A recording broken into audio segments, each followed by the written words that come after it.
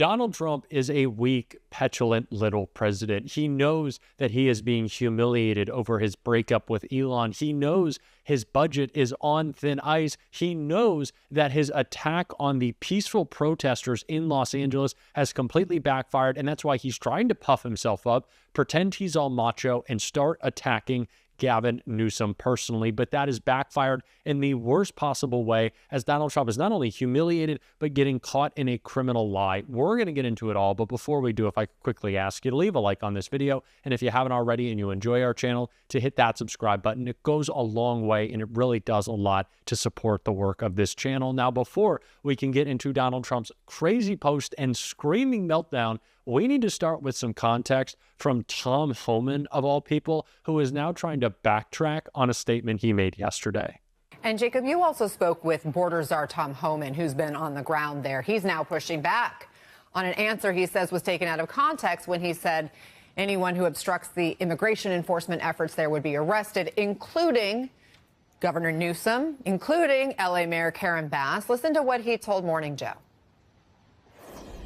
We did a 20-minute interview, and he cuts out a little clip that makes me and takes my words out of context. Here's what we said.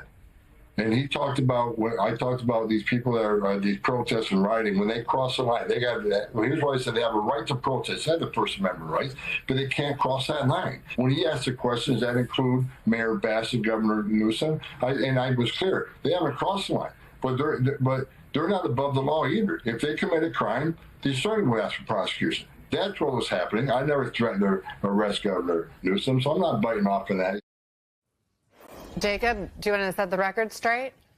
Yeah, sure thing. Tom Homan said we cut a clip and took his words out of context. We did anything but. In fact, we presented the clips in their entirety in all of our airings, including in our reporting on NBCnews.com. He said that it was dishonest reporting. Couldn't be further from the truth. It was completely honest. And I'll let our viewers watch both of those interviews, clips of them right now for themselves. Here you go. If you stand in the way of your enforcement operations, you could be subject potentially to arrest. Are you saying that about Mayor Bass and Governor Newsom? Are they at risk of being arrested? I'll say it about anybody. This just goes to show that Donald Trump and his stooges know how weak they are.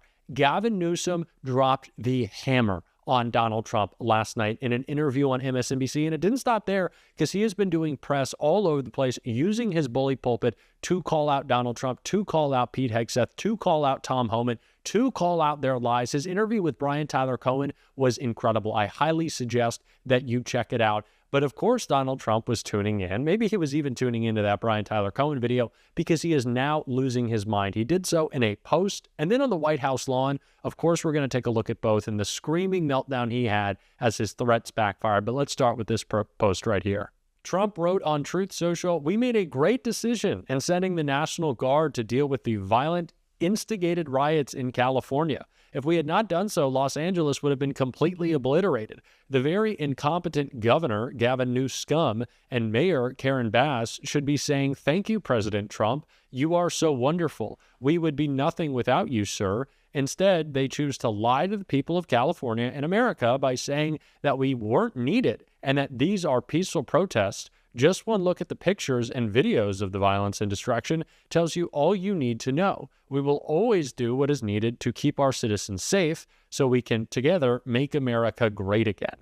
All right, so that was just a whole bunch of BS and lies. Donald Trump only inflamed any small amount of protest that wasn't particularly peaceful. The LAPD put out a statement on day one thanking everyone, not only for protesting peacefully, but for protesting in general, recognizing that Donald Trump's illegal invasion of the community of Los Angeles needed some pushback, and that's what people are delivering in Los Angeles. Donald Trump continues to lie about this. We're going to get into the crazy threat he made directly at Gavin Newsom that's backfiring, but before we do, take a listen to how we describe the crowd in LA. What does your intel tell you about these people causing all the problems in LA? Are they people ICE is trying to deport, or are they professional agitators? The people that are causing the problem are professional agitators. They're insurrectionists. They're bad people. They should be in jail. Thank you. Donald Trump is calling the National Guard and Marines because he thinks this is an insurrection, which it's not, but refused to do so during an actual insurrection.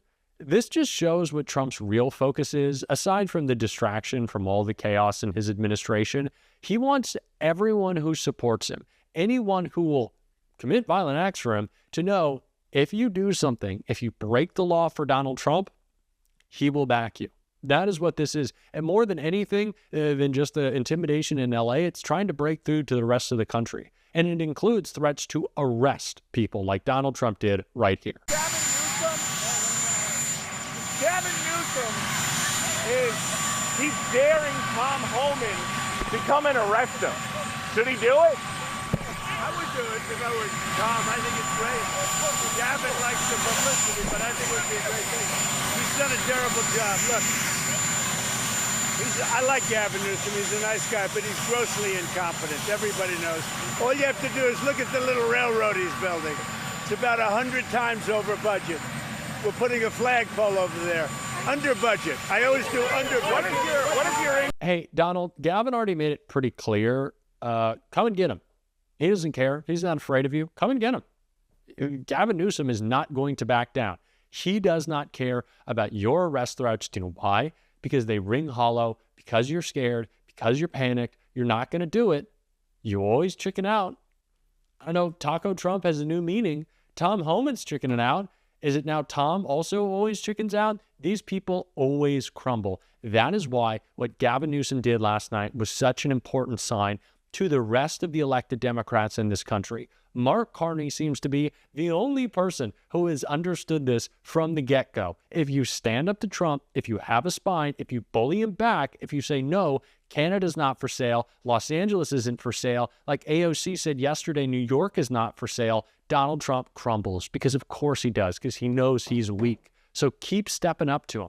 And we saw the same thing from Senator Chris Murphy on the other side of the country, but still fighting back, because of course he is, because he's the best. And he was calling out Trump right here. You know, we've all listened to Donald Trump's affection for martial law. We've watched him try to destroy our democracy and the rule of law over the last 6 months. And so, of course, it's incredibly concerning to see him threatening a federal takeover here. This is the first time in 60 years that you've had a president deploy the National Guard without a request of the local governor. But it can also be true that everything that's happened in the last 7 days between the fight with Elon Musk and now the deployment of the National Guard is probably also a distraction from the main story, which is that right now Donald Trump is trying to pass probably the most unpopular piece of legislation that he will attempt to move through Congress in his first term. He's going to throw 15 million people off their health care in order to fund a massive tax cut for the wealthy. It's going to add $2 trillion to our deficit. We're probably going to head into a recession. And so I do also think he's probably doing everything he can to try to get the entire political world to be talking about anything other than a piece of legislation that's going to fundamentally change this country. So, yeah, we have to point out the danger of what he's proposing to do in Los Angeles while also keeping our eye on the ball, which is a bill that's going to transform our economy and ruin a lot of lives. Many things can be true at the same time.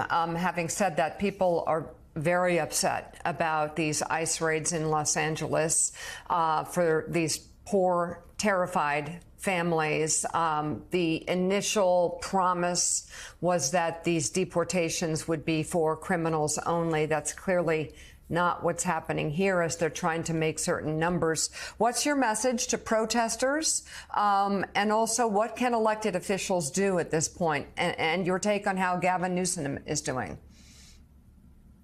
Well, I mean, my first message is to keep it peaceful. I mean, obviously, this is a moment where we have to be on the streets all over the country to protest what's happening to our immigrant community, but more broadly to protest what's happening to our democracy. This is the most corrupt administration in the history of the country, and we are going to rise to this moment by being out there on the streets. But you know, ultimately, I think the country sees what Donald Trump is trying to do here. He's looking for a fight. There's nothing in what he is doing that is about peace or about restoring order.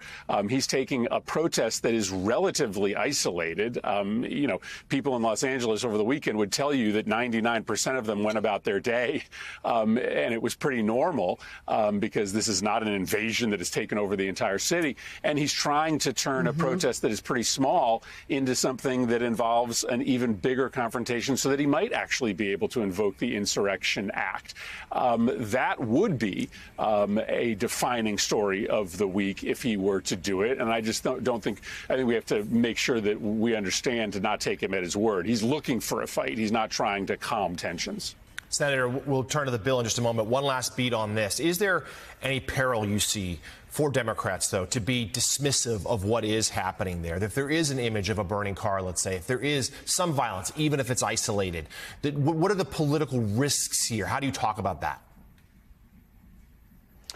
Well, listen, I think you make it clear that we only are for peaceful protest, but I don't think the American public wants martial law. I think the American public knows that local law enforcement can handle these protests. And, what we also have to talk about is that, Donald Trump only cares about protests when they're opposing him. I mean, every single day we should be reminding the American public that there were protesters at the Capitol fighting for Donald Trump to install him in power permanently on January 6th of 2021, who beat the hell out of police officers with metal poles and tasers and are out on the street today. So Donald Trump only cares about quelling violent protest or quelling protest writ large when it's protest against him. That's fundamentally undemocratic. And it's frankly an invitation for more violence on the streets. The message is simply, if you're violent in service of a Republican cause, you'll get a get-out-of-jail-free card. But if you're engaged in protest against the administration, well, then we're sending in the National Guard. So, Senator, you were just on Twitter a few moments ago suggesting that, look, you got to do two things at once. Talk about this, but keep your eye on the ball. And in your estimation, that is indeed the legislation that's now in the Senate. Give us a sense as to what you see of it. And also, what you're hearing from your Republican colleagues there, who a week or so back, as it was finishing up in the House, made clear they had some reservations. Well, of course they have reservations. This is a bill that will ruin people's lives all across the country. You're talking, as I mentioned, about a bill that would throw 15 million people off of their health care. And for what? In order to fund a new massive tax cut for the wealthy and corporations, the richest Americans would get reportedly a $270,000 tax cut from this bill. And the bill would actually make 40% of the American public poorer, because the tax cuts for the poor and the middle class are like table scraps. This is the energy that we need. This is the energy that we need. It brings me joy in this difficult time to see this fight. It is inspiring. We need more of this from elected Democrats. This is what I want to see from everyone in Congress. Continue to fight back and continue to call out the spineless opposition of Donald Trump every single day. We're going to be doing it on this show. And if you want to support that, because independent media is so important right now, you can hit that subscribe button, leave a like on this video, and if you stuck around at the end, you drop a blue heart in the comments. And until next time, I'll see you soon.